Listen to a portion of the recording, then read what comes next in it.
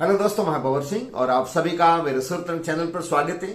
आइए दोस्तों, आज आपको एक और ऐतिहासिक रोचक घटना प्रस्तुत करने जा रहा हूं, जिसकी बदौलत एक रियासत की राजधानी स्थापित की गई, वहां पर गढ़ का निर्माण किया गया और एक वक्त वो आया जब ये राजस्थान की सबसे महत्वपूर्ण रियासत मानी जाती थी और अंग्रेजों के जमाने में तो ये सबसे सुदृढ़ राजधानी मानी गई है और इस रियासत पर करणी माता की असीम कृपा रही। जी हां दोस्तों, आप समझ गए होंगे मैं आज आपको बताने जा रहा हूं बीकानेर रियासत के बारे में। जी हां दोस्तों, बीकानेर जो हवेलियों का नगर, जो मां करणी की असीम कृपा से सुदृढ़ राजधानी रही, अजय दुर्ग रहा। तो आइए दोस्तों जानते हैं इसके पीछे की रोचक कहानी। दोस्तों, जोधपुर को बसाने वाले राव जोधा मारवाड़ के राजा थे। दरबार लगा हुआ था और उसी वक्त वहां पर उनके पुत्र राव बीका वहां आते हैं। उनके साथ में जोधा के भाई अर्थात राव बीका के चाचा कांधल भी आते हैं और दोनों चाचा भतीजा वहां पर दरबार में बैठते हैं। क्योंकि कांधल और उनके भतीज बीका के बीच में बहुत घनिष्ठता थी, तो दोनों वहां पर बैठते हैं और दरबार चलता है। लेकिन उसी दौरान दोनों आपस में कोई न कोई वार्तालाप चुपके से करते हैं। जैसे ही राव जोधा की नजर उन पर पड़ी तो उन्होंने व्यंग्यात्मक रूप में मजाक में कहा कि आज तो चाचा भतीजा बातें कर रहे हो, कान में कुछ कर रहे हो, अलग रियासत बनाने जा रहे हो क्या?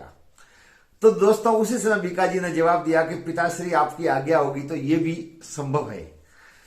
अब दोस्तों वो बात जो मजाक में की गई थी उसको दृढ़ता के साथ में चाचा भतीजा ने लिया और फिर पिता की आज्ञा प्राप्त करके अलग रियासत कायम करने के लिए वहां से प्रस्थान कर गए। और वो जो उस समय क्षेत्र था जांगल प्रदेश, जो वर्तमान में बीकानेर जांगल प्रदेश, जहां चार और मरुस्थल फैला हुआ था, उस जमाने के अंदर वहां पर कोई रियासत थी नहीं। वहां पानी की भी कमी थी, कोई खेतीबाड़ी के साधन थे नहीं और उस जमाने के अंदर वहां पर जाटों का और सांखला राजपूतों का छोटे छोटे कबीले थे, उनका राज था। तो दोस्तों वहां जाने का निश्चय किया। जाते वक्त माता करणी से आशीर्वाद लिया। करणी माता ने कहा कि जा तू जोधा से भी सवाया नाम कमाएगा, और मां की असीम कृपा रही और फिर वो जांगल प्रदेश में गए। आपको बता दूं उसी दौरान करणी जी ने राव शेखा की बेटी रंगा देवी से बीका जी की शादी करवाई थी। तो पोंगल के राजा थे शेखा जी, जिनके दामाद थे बीका, और वहां जाने पर बीका ने राव शेखा से कहा कि हमें रहने के लिए यहाँ पर जगह चाहिए, आप जगह दीजिए। तो राव शेखा ने सोचा कि यहाँ जगह देख के क्या करूंगा, आगे दिक्कत आएगी। तो उन्होंने कहा कि कहीं दूर जाकर के स्थान देखो और वहां पर जाकर के और तुम वहां पर रहना शुरू करो। लेकिन राव बीका ने कहा कि नहीं, मुझे तो यही जगह पसंद है, अर्थात जो राठी घाटी जो बीकानेर में है, अब यहाँ पर एक गढ़ बना हुआ है पुराना, वहां पर उन्होंने कहा कि नहीं, मुझे तो यही जगह पसंद है और मैं यहीं पर रहूंगा। तो राव शेखा ने कहा कि जैसी तुम्हारी इच्छा। अब दोस्तों उस स्थान को देखने के लिए वो घूम रहे थे। कांदल, नपा, सांखला, जो राव बीका के मामा थे वो भी उनके साथ में थे और भी बहुत सारे सरदार साथ में थे। तो वो जगह देखने के लिए घूम रहे थे। उसी दौरान वहां पर जैसे ही वो राठी घाटी पर जाते हैं तो वहां पर नापा सांखला को नजर आता है कि एक भेड़ वो एक नाहर से मुकाबला कर रही है, डट करके भेड़ मुकाबला कर रही है और नाहर से लोहा ले रही है, लेकिन पीछे हटने का नाम नहीं ले रही है। उस भेड़ का साहस देकर के नपा सांखला ने यह घटना बीका को बताई। तो बीका जी ने कहा कि नहीं, फिर हम इसी स्थान पर रहेंगे। अब दोस्तों वो उसी स्थान पर आए और आने के बाद में उन्होंने वहां पर रात्रि विश्राम किया। जब रात्रि विश्राम किया और प्रभात हुई तो नपा सांखला ने जैसे ही आंख खोली तो देखा कि उनके सिराने एक बुरट का छोटा सा पौधा जो होता है अपने मारवाड़ में, वो बुरट का पौधा था, उसके चारों ओर कुंडली मार करके एक काला नाग बैठा हुआ था, फन फैलाए हुए, और वो रात भर से वहीं बैठा हुआ था। तो नपा सांखला ने उस सांप को देखा और भी साथ में तो उन्होंने देखा, सुबह सुबह उसके दर्शन किए और ये बात कांदल ने और नपा सांखला ने बीका को भी बताई। तब पता लगाने की कोशिश की गई कि ये सांप आखिर आया कहां से। तो उसकी लकीर के पीछे पीछे गए तो राठी घाटी का जो प्राचीन गढ़ था, छोटा मोटा टूटा फूटा गढ़ था, उस गढ़ के अंदर से वो सांप आया हुआ उसकी लकीर से ये ज्ञात हुआ। तब राव बीका ने और उनके साथियों ने, कांदल ने और नपा सांखला ने निश्चय किया कि यहीं पर हम गढ़ का निर्माण करेंगे। और दोस्तों वहां गढ़ का निर्माण किया। इस प्रकार से दोस्तों सुकून देख करके, अच्छे स्थान को देख करके, सूरवीरता के इस स्थान को देख करके और वहां पर गढ़ बनाने का निश्चय किया और राठी घाटी पर जाकर के और वहां पर गढ़ का निर्माण किया।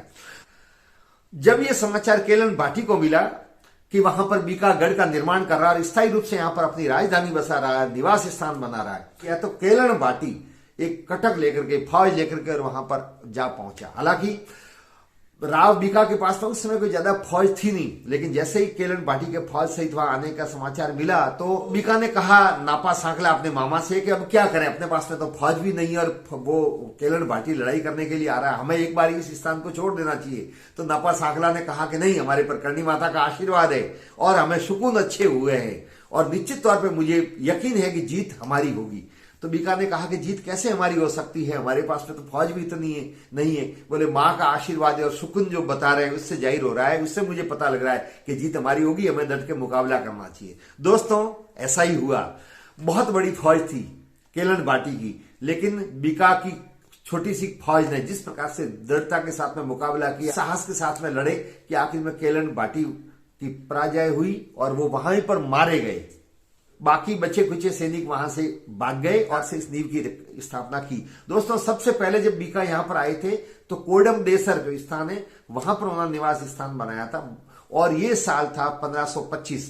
1525 में वहां पर बीकानेर वो जांगल प्रदेश में गए थे राव बीका, और उसके बाद में 1545 में उन्होंने बीकानेर जो है शहर है उसकी नींव की स्थापना की थी। वो दिन था अक्षय तृतीया का, इसलिए आज भी बीकानेर में अक्षय तृतीया के दिन बीकानेर की स्थापना का दिवस प्रतिवर्ष मनाया जाता है, जहां पर दूर दूर से लोग उस महोत्सव को देखने के लिए आते हैं, उस उत्सव को देखने के लिए आते हैं। उसके बाद में तो दोस्तों बीकानेर ने पीछे मुड़ करके नहीं देखा, बहुत बार युद्ध भी यहां पर हुए जो मैं आगे की वीडियो में बताऊंगा, लेकिन बीकानेर का कोई बाल माका नहीं कर सका और माता जी की असीम कृपा हमेशा बनी रही। और बीकानेर का राज परिवार भी माता करणी जी के प्रति बहुत ही आस्थावान श्रद्धावान आज भी है और प्रत्येक धार्मिक त्योहार पर नवरात्रि में वहां पर जाते हैं और माँ का आशीर्वाद उन पर बना हुआ है। दोस्तों बीका जी जब जांगल प्रदेश में गए तो वहां मैंने पहले ही बताया कि जाटों का कबीला वहां पर था और जो सांखला राजपूत थे उनका वहां का राज था। अब जो वहां का जो नरा जाट था उसने बीका की खूब मदद की और उनके सहयोग से ही बीकानेर की स्थापना की गई। तो इसके कारण से जो शुरू में नाम रखा था वो नरा जाट के कारण से नरा और बीका अर्थात बीका नरा स्थान का नाम था बीकानरा। कालांतर में इसको फिर बीकानेर बोला जाने लगा और इस प्रकार से ये बीकानेर शहर नाम बना। तो दोस्तों इस प्रकार से इस गढ़ की स्थापना की गई राती घाटी के और बाद में इसका विस्तार करके और फिर ये यहाँ पर बसाया गया। तो दोस्तों आपको ये रोचक जानकारी कैसी लगी जरूर कमेंट्स करें, वीडियो को लाइक करें, शेयर करें और यदि चैनल को अब तक सब्सक्राइब नहीं किया है तो चैनल को सब्सक्राइब करें। आप सबका बहुत बहुत धन्यवाद। जय हिंद।